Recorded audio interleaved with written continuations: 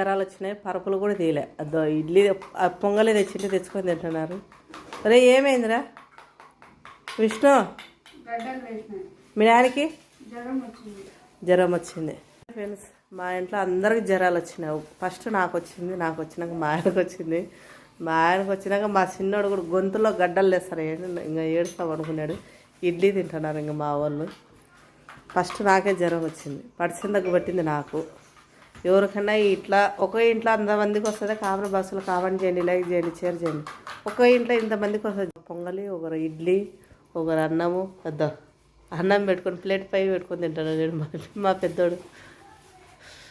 దాంట్లో ఏం వేసుకునేవరా? ఏం తింటున్నావురా? దాంట్లో మళ్ళీ కాకరకాయ తాలింపు ఒకటి.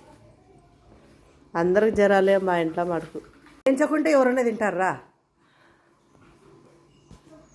నాకు బాగాలేదని కాకరకాయ వేసుకుంటే మా వాళ్ళు కూడా వేసుకొని తింటున్నారు. నోరు చేదుగా ఉందని కాకరకాయ చపాతి చేసుకున్నాను. మీ వీళ్ళు కూడా నాకు ఏదో చెప్తారు.